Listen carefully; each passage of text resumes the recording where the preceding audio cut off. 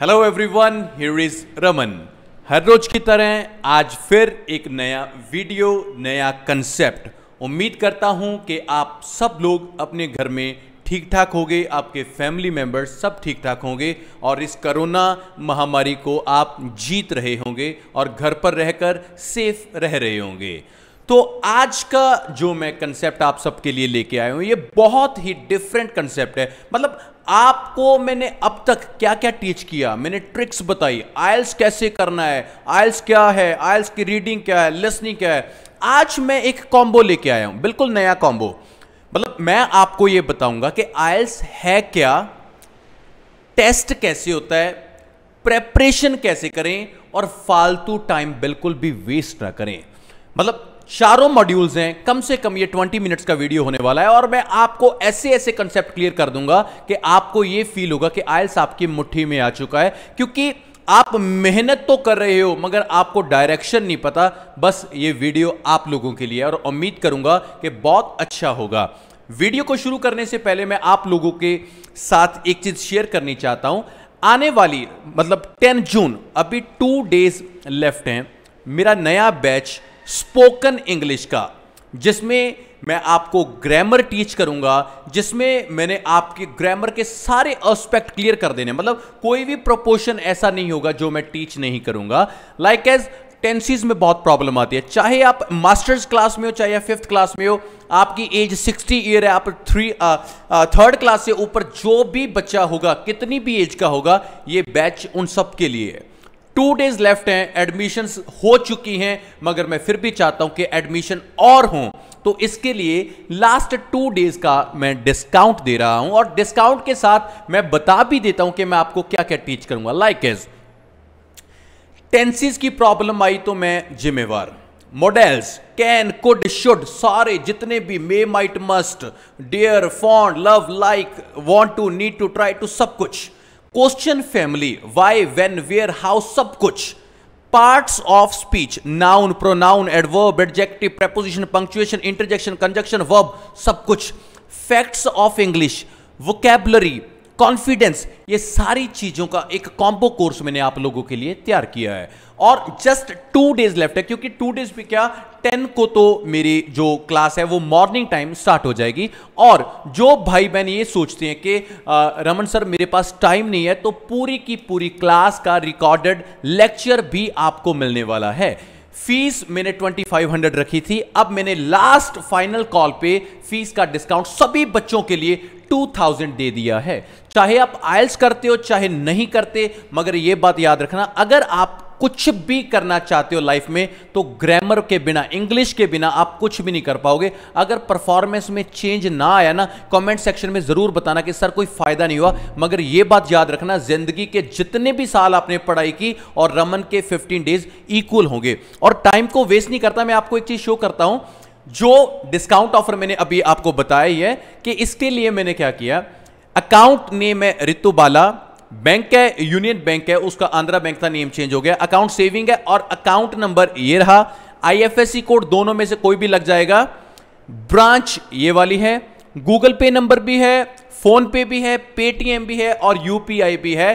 और आप लोगों ने जस्ट एडमिशन को करना है और इस नंबर पे अपना स्क्रीनशॉट भेजना है और आप लोगों का नेम और प्लेस लिख के भेजो और एडमिशन डन करो। और बिलीव करना मेरी बात पे, 10 to 11:30 का बैच होगा और यहां पे मैंने 2500 लिखा है, आप लोगों के लिए मैंने लिखा 2000। और डेफिनेटली रिजल्ट्स अच्छे होंगे अगर आप मेरे पे बिलीव करते हो। अब तक हो चुकी हैं 500 एडमिशंस और मैं चाहता हूं कि कम से कम 700, 800, 900 जितने भी बच्चे मेरे बैच में आते हैं तो it would be beneficial for all जो सीखना भी चाहते हैं। तो आइए इसको आप पॉज करके डिटेल्स डायरेक्ट ले सकते हो। अभी फोन कॉल करने का टाइम वेस्ट मत करो, जस्ट आप पे करो, स्क्रीनशॉट इस नंबर पे भेजो और डेफिनेटली आपको पता चलेगा कि इंग्लिश में इंप्रूवमेंट क्या होती है।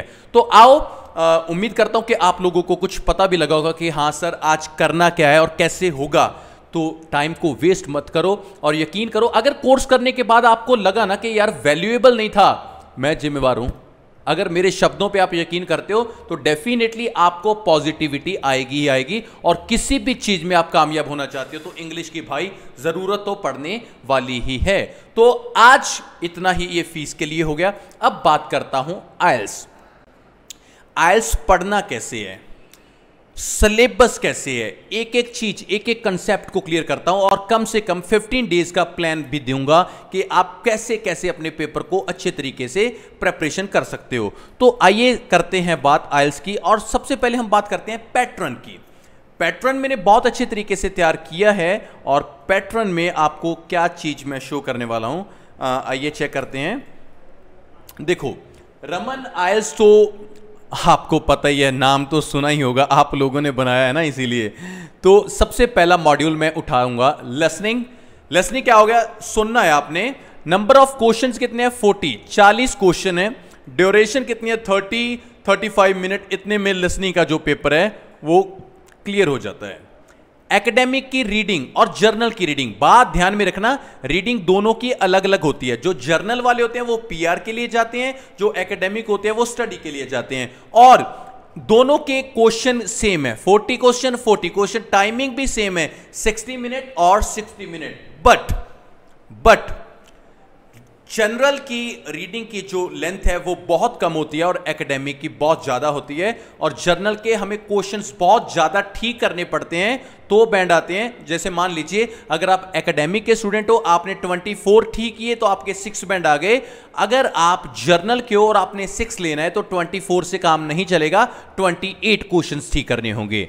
रही बात स्पीकिंग की, स्पीकिंग जर्नल और एकेडमिक दोनों के लिए सेम है। इसमें 3 सेक्शंस होते हैं, section 1, section 2, section 3। Like as section 1 में आपको क्या होता है कि इंट्रोडक्शन होती है, इंट्रोडक्टरी पैटर्न होता है। चलो इसको बाद में क्लियर करता हूं अच्छे तरीके से, बस ये देखो कि एकेडमिक और जर्नल दोनों के लिए सेम है।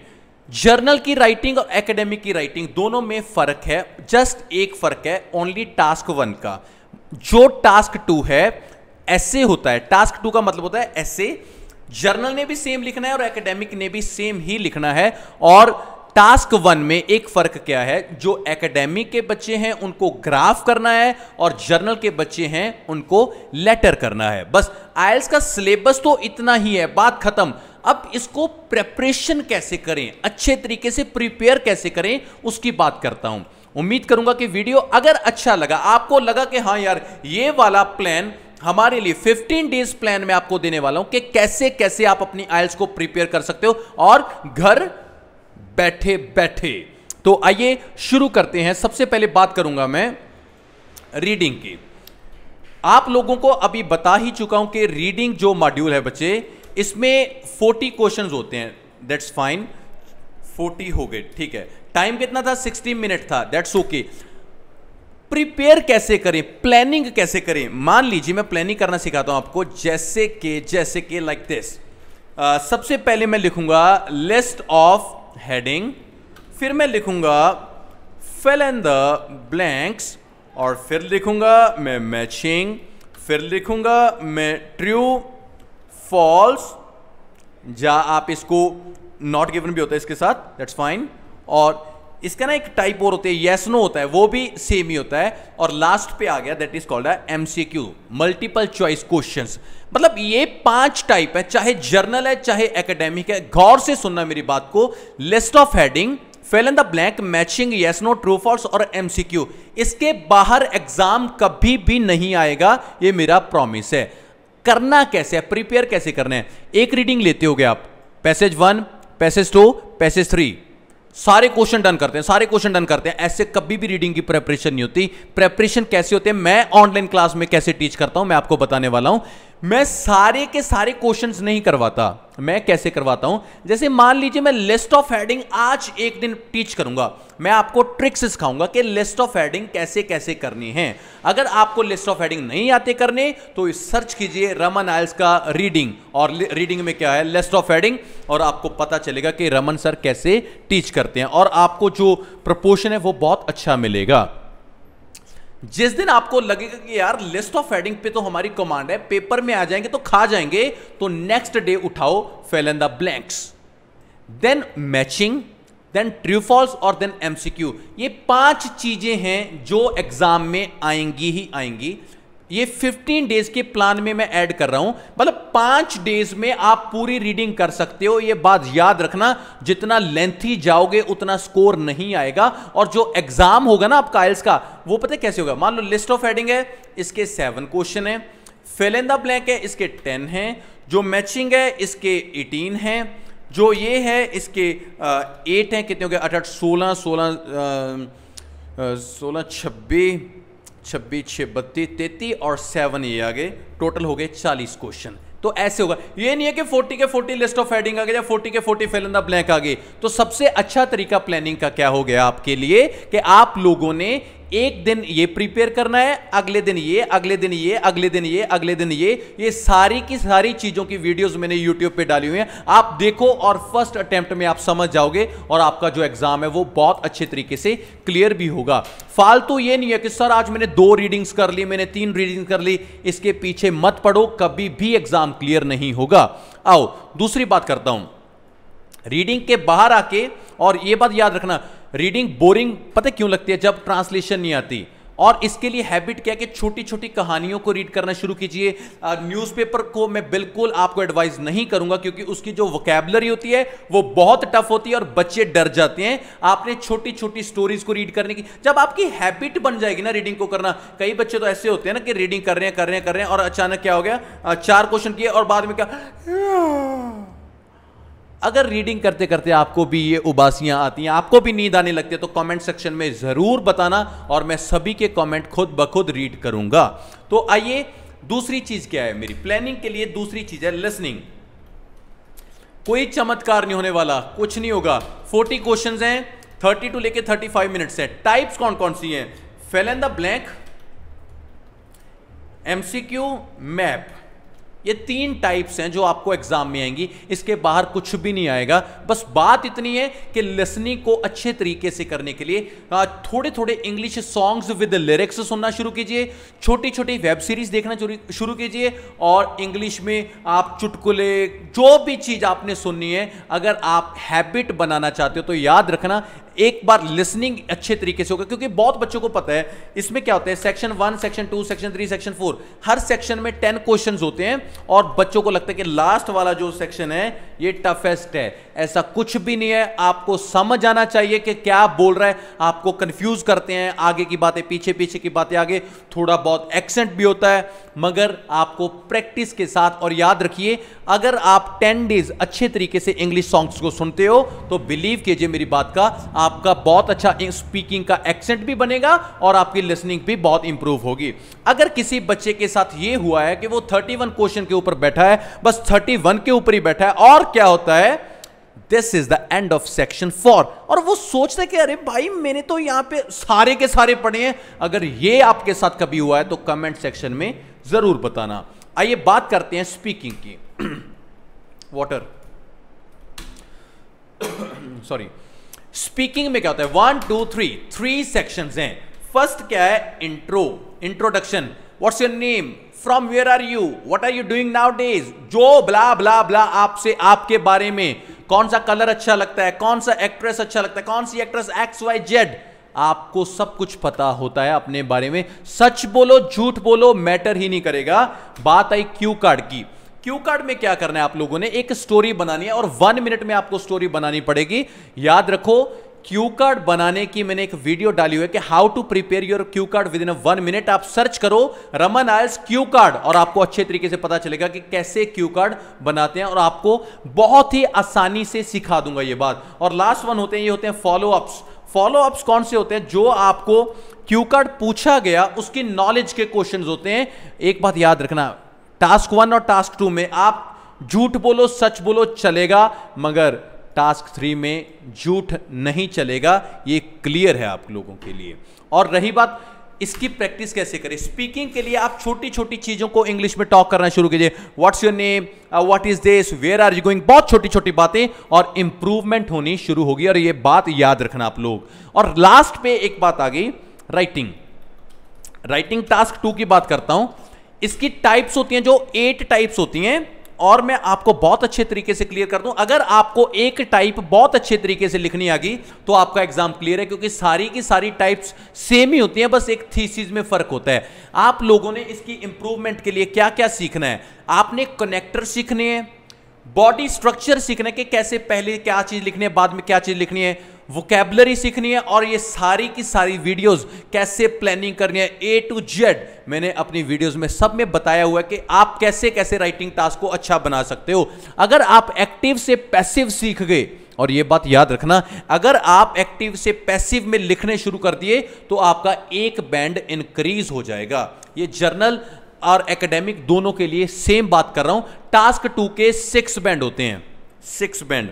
और रही बात टास्क 1 की, टास्क 1 एकेडमिक और जर्नल का थोड़ा फर्क है, बात बताता हूं। सॉरी, यहां पे 1, दैट्स ओके।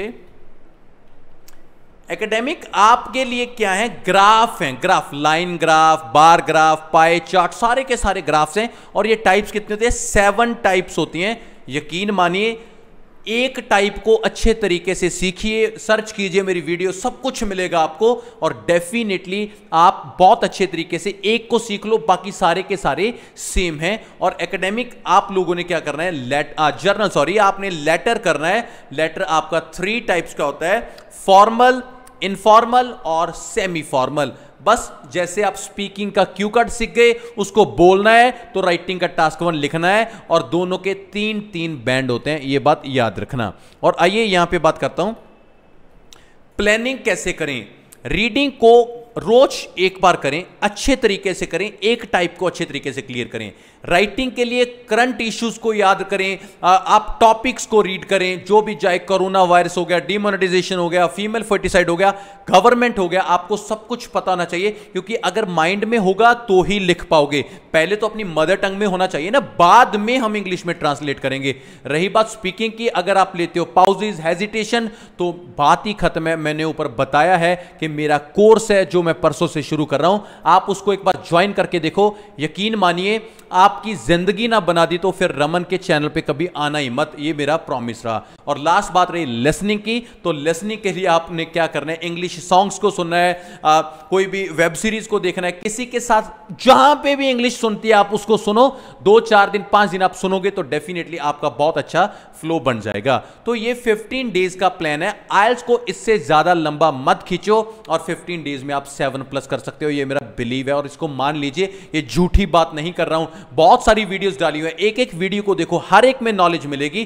तो आज की क्लास में यहां पे फिनिश करता हूं, और एडमिशन का मैंने प्रोसीजर ऊपर बताया है, तो देरी मत कीजिए। एक 2000 रुपए का कोर्स अगर आपकी जिंदगी बना रहा है ना, तो चाहे आपने MA की हो, चाहे आप कहीं पे प्रोफेसर भी हो, आप गवर्नमेंट फील्ड में भी हो, याद रखना जिंदगी बनेगी, पॉलिश होगे तो ग्रो होगे, चाहे कोई स्टूडेंट है, चाहे कोई एम्प्लॉयर है। और डिटेल्स मैंने वीडियो के शुरुआत में 4 और 5 मिनट के बीच में सब कुछ बताया है, तो आप ध्यान से देखिए, पॉज कीजिए, पे कीजिए, स्क्रीनशॉट सेंड कीजिए, और परसों मेरी पर्सनल जूम पे जो क्लास लगेगी उसमें ऐड हो जाइए। और 10 तारीख के बाद किसी की एडमिशन नहीं करने वाला, ये क्लियर है, तो उससे पहले आप करवा लीजिए, क्योंकि बाद में कमेंट्स आते हैं कैसे एनरोल करें, कैसे एनरोल करें। बाद में किसी एक भी बच्चे को एडमिशन नहीं दे पाऊंगा।